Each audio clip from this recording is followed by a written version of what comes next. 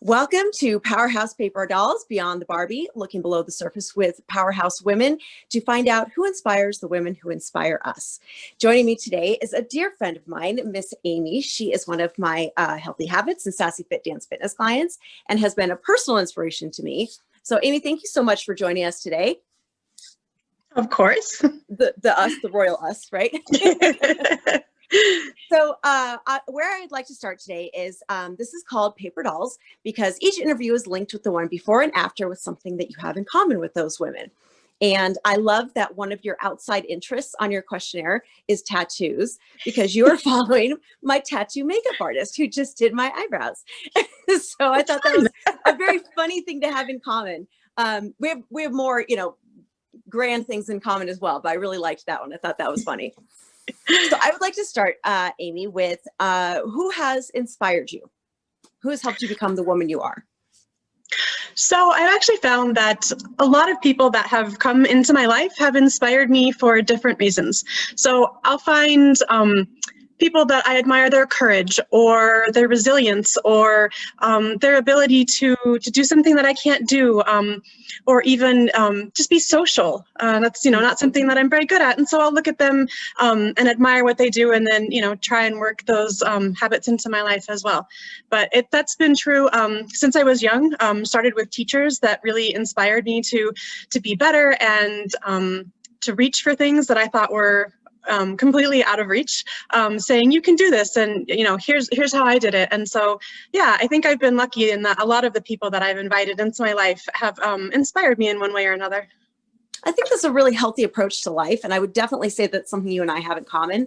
I like surrounding myself with, this interview series, right? I like surrounding myself with people whom I admire, and sitting down every week with some woman who has had an influence on my life is kind of the, embodiment of what you're talking about. So I really like that approach to life. I think that we can take something, learn from the people around us in some capacity, because everybody in my life has something that I admire. That's the group that I've cultivated. And so tell me a little bit about where you are in your life, and how you've gotten to this point. What has brought you here? So I attribute where I am right now in my life to a lot of luck. Right place, right time, people doing amazing things for me, and supporting me along the way. So again, from early on, I've had teachers and my mom and now my husband and my kids and my friends that have all supported me to get where I am, because I don't think anybody can be really successful without the help of those around them. I think that having people that love you and are behind you and have your back and can say, you got this, when you're feeling low, or celebrate with you when you're high, is so important. So I think, luck and the people around me are the two biggest things. And the third one is just, I think, determination and hard work. Absolutely. I'm a big believer in, if you want to get there, just, buckle down and do it, one step at a time. It may seem far away, but the only way to get there is to start. One step and then another and then another. So the name of my studio, I don't actually know if you know this, is Studio 21. And the name came from 2 parts drive, 1 part dream. And it means that you have to work twice as hard as you want something. So it's very much the determination. And as you're talking about people saying, you can do this, you've got this, it's amazing how that simple message, timed correctly, how impactful it can be. And I'm thinking back over to quarantine as we've been kind of up and down with classes. And there's been a lot of times that you've been my only student. And that vote of confidence of stick with this, you have something good, keep going, has really made a difference for me. So it's really interesting that that's what has made a difference for you, because that's what you're putting back out to the world. And since people who are watching this don't know you, could you quickly talk about your field and because you're a STEM girl, right? You're a scientist? Yes. I'm a scientist. I am a chemist and a mathematician by training. And again, just through luck, I happened to fall into a job at the National Renewable Energy Lab and start working on renewable energies. And very early, I'm like, oh my gosh, this is what I want to do. I really feel like we're saving the world. And people look at me like, oh, that's kind of cheesy. But Oh, I do not at feel like all. we're saving the world. Renewable energy is the way to keep our planet green and beautiful and healthy. And, you know, for us to give back to the planet part of what we've taken from her. Right. So yeah, that's where I am. It's one of my soapboxes. I'm an environmentalist. I really believe in saving the world, and that all of us can do our parts to make the world a beautiful place and make it sustainable for everybody. Not just in our little neck of the woods, but Right. from one end to the other. Think That's important. globally, act locally. Exactly. Yes, Yes. exactly. Yeah. And you definitely pass that on to your kids. I'm thinking of a post that you did with teaching them how to measure on the bubble. You were cooking, but you were measuring as a scientist. Yes, we have to get down to eye level and measure at the meniscus. Yeah. That's right. And And you my have kids amazing little. children. And I know it comes from this philosophy of leaving the world better. And that does seem to be a theme among all of the women that I interview. I'm interviewing women I find influential. And that desire to leave the world better than we found it, that seems to be this, this consistency among us. Another thing that I have found among more than one or two is the celebrity crush of Jason Momoa. That seems to be a unifying thing. Jason Momoa and Gal Gadot, those are excellent celebrity crushes. So are you a DC fan over Marvel? No, it's not as much the characters they portray as that I think they're interesting people.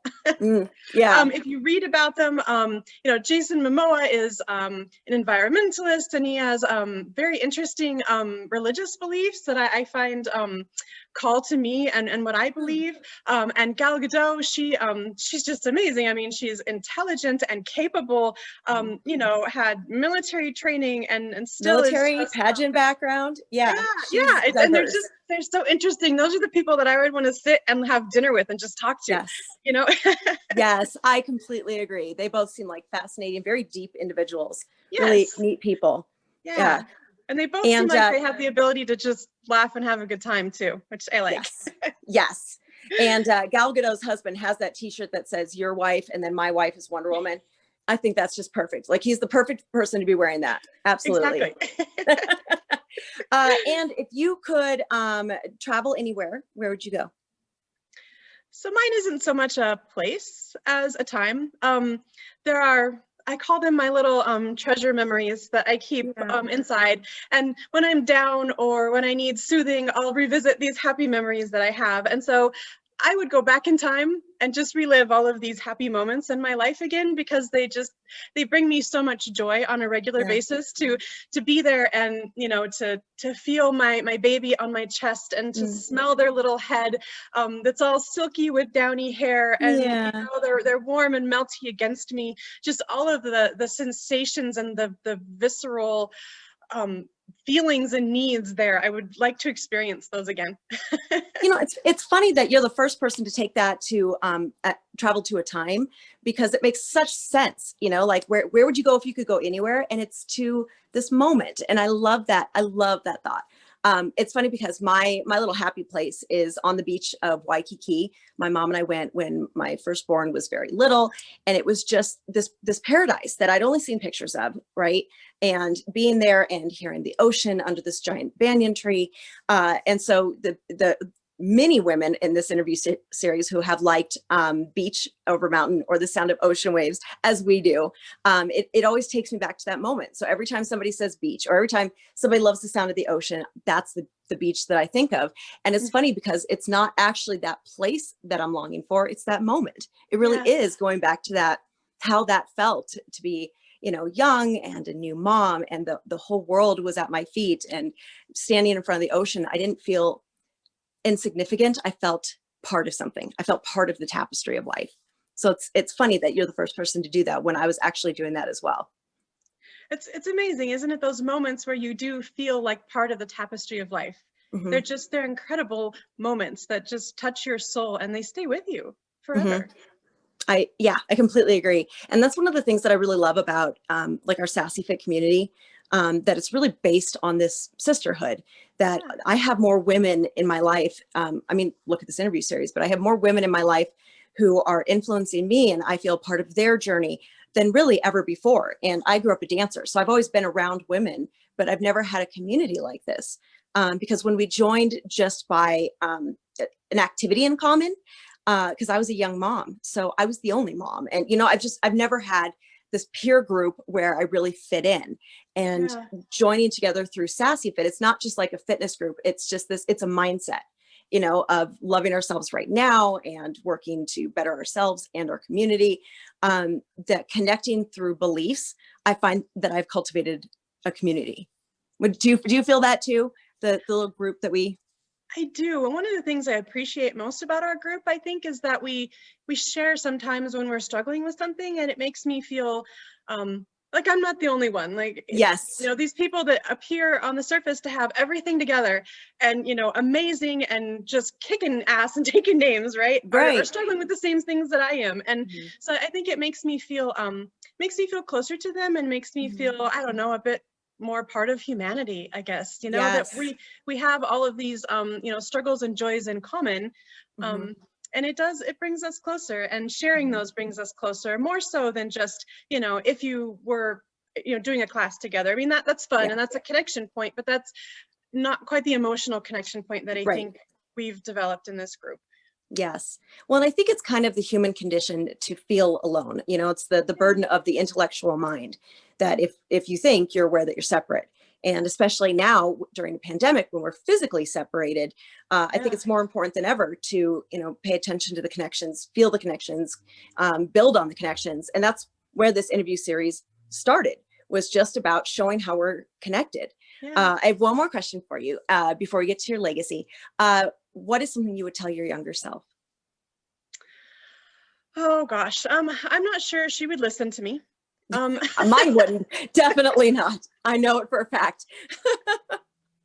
I would tell her that she is lovable, that things will get better, and not to worry so much, because things do work out given time. And even though sometimes things are hard and they seem like they'll never pass, they do. And time will heal wounds. And you may have scars, and that's okay. That becomes part of who you are. But again, I don't know if she'd listen to me. I'm sure she'd still worry. I got great advice when I was younger. You know, I spent my whole youth saying, you know, I'm nothing like my mom. And it wasn't until I was an adult that I realized that her advice did track, you know. And now my kids are saying, well, but I'm not you. And I was like, yeah, okay. But 20 years from now, like, just humor me. You're going to wish you would listen to this. But I think that message, that really struck a chord with me, being lovable, because that's my core issue, is feeling unlovable. And so anything bad that would happen would reaffirm that for me. And I wish that I would have had more messages from other people, you know, outside, like my mom, or would have just listened to my mom telling me that I was lovable, instead of chasing that affection that wasn't love, you know? That's hard though, especially when you're young.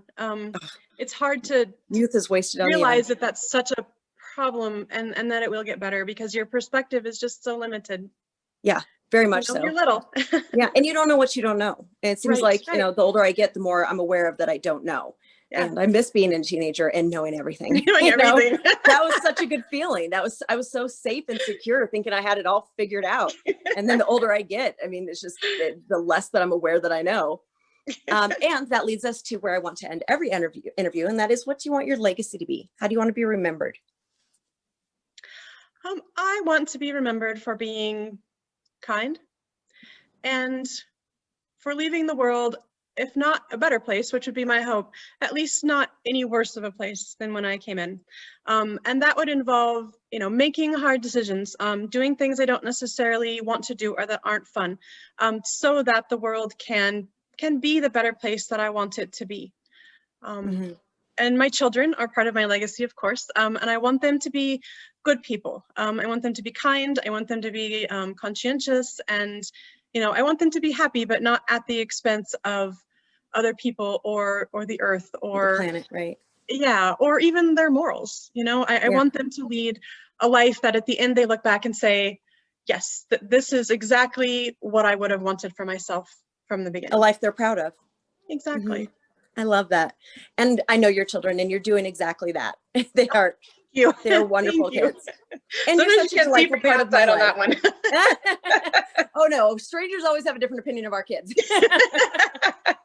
Everyone thinks mine are very, very well behaved. They are. Yeah, sure. We're going to go with that because it makes me look good. No, we both have good kids, and they both have they all have kind hearts. And you and I have become fast friends, and I'm so glad that you're in my life. So thank you for joining me today and for joining me on this little journey called life. I'm so glad to have you, Amie. I'm glad to have you too. Thank you so much. All right. Thank you. I'm Jessica Brown, Mrs. Colorado Universal 2021. This was Powerhouse Paper Dolls. See you next time.